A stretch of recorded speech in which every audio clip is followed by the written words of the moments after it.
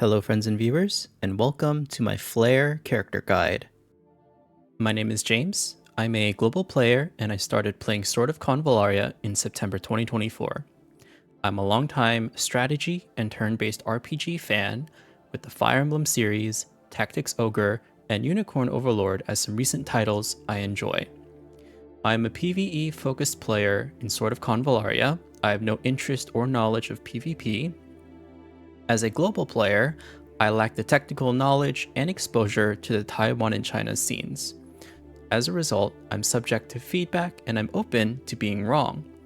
If you come across conflicting information to other guides and creators, then there are absolutely multiple ways to play a character. Play your way. As a fun fact about myself, I am a Thai tea boba enjoyer. Flare's trait is Dazzling Light. Flare is the only Watcher who can block, and she can also block magical attacks. Her initial skill is Cure Blow. This is a single target attack, followed by an AoE heal that scales with her physical attack. At rank 1, your options are Suppressive Blow or Blessing. In early Voyager and gear progression, Blessing will do more healing than Cure Blow and comes with debuff conversion, but it does have one higher energy cost and a smaller radius. Consider Suppressive Blow if you want to play Flare as a more of a debuff support character, or if you don't want to play into Blessing at all. Disabling skills makes a target less lethal but will not impact bosses, and later on this video, I have a Cure Blow and Blessing comparison. My pick here at rank 1 was Blessing. At rank 3, I recommend Dedication. Dedication triggers additional healing after an active attack. This is great to pair with her Cure Blow initial skill, and it will also trigger from active attack trinkets such as Flying Blade Arm Guard. Consider Survivalist if you are playing Flare as a frontline tank, giving her a bit more survivability. At rank 5, I recommend Battlefield Healing. Battlefield Healing is a single target heal scaling with Flare's magic defense, and it can trigger multiple times per round so long as Flare is taking active attacks. Consider Front Defense if you are playing Flare as a frontline tank. The damage taken decrease from the front pairs well with block from her trait. At rank 7, I recommend Thunderbolt Assault. Thunderbolt Assault is an AoE attack and a massive spell, another utility option in Flare's skill kit.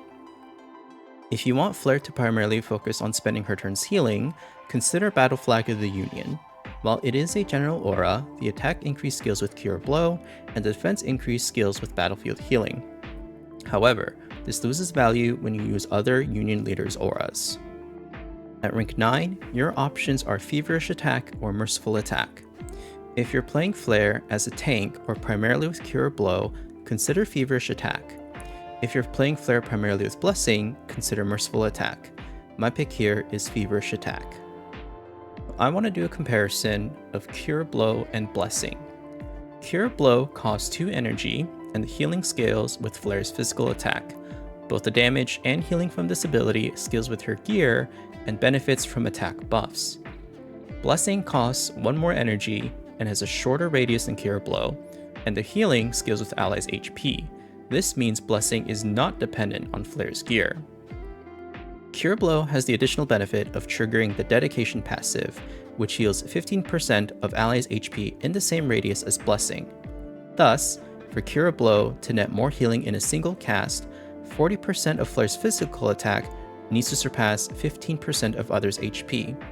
Or, to compare healing per energy, 20% of Flare's physical attack with Dedication needs to surpass 5% of others' HP.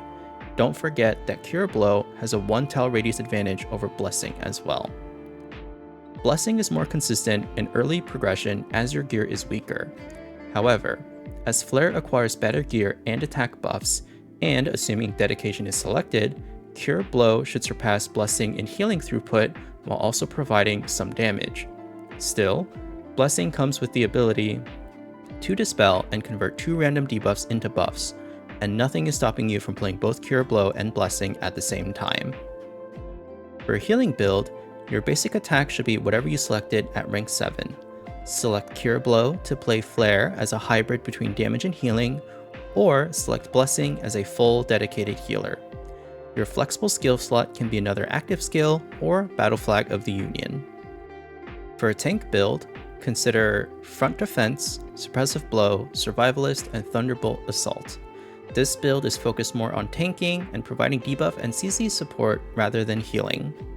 For weapons, Hollow Axe is a great weapon for Flare, not only for its tanking properties, but to increase her battlefield healing and Cure Blow healing. Tuning Hammer is another good option to increase her Cure Blow healing and provide additional dispel utility. For trinkets, consider Fancy Hat to protect Flare's action economy and increase her battlefield healing reaction. You can consider Origin Hourglass to increase Flare's Cure Blow healing.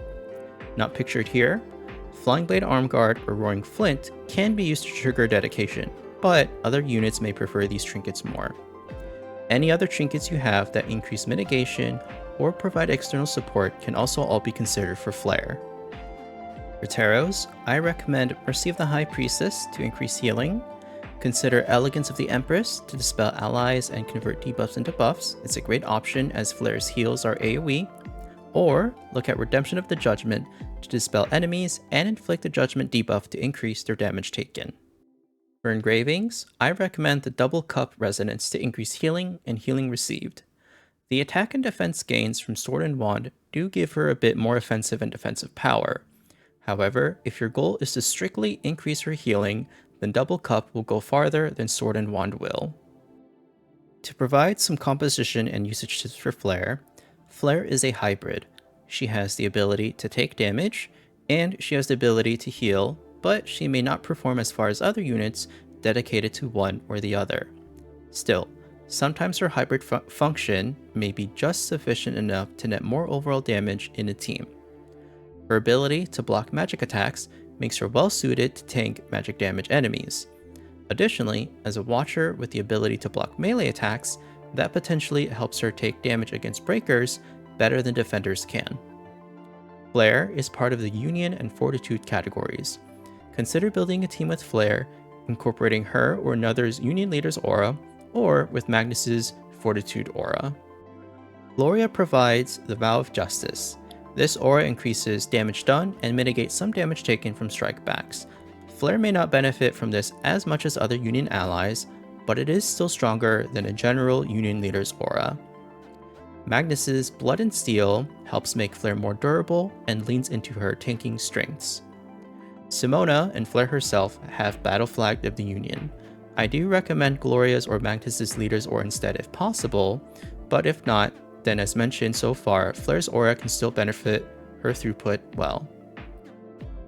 Gloria, Ballista, Lightning, Might, Tempest, and Knighted Guard can learn a skill called Knight's Glory. It grants a target a level 2 attack buff and gives them a physical shield for Union allies. Flare, being a frontline unit and having her Cure Blow skill with healing, makes her a fair candidate to be buffed with Knight's Glory. This concludes my character guide. As mentioned in my disclaimer, I welcome feedback and I'm open to being wrong. I'm still learning and improving just like you are.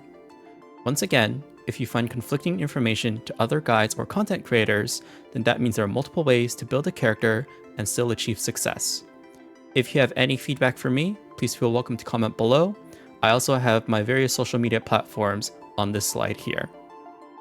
Last but not least, I want to credit and shout out these resources that helped me put this guide together. Voyage Memento for their character build samples and reference links, the Sword of Convallaria No Potion fan site for skill images and skill descriptions, the Sword of Convallaria Cloud Drop Wiki for skill filtering and gear images, and the Billy Game and Game Key Chinese sites for character art assets. I highly recommend visiting these links to build your Sword of Convallaria knowledge. Thank you so much for watching this character guide, and I will see you in the next one.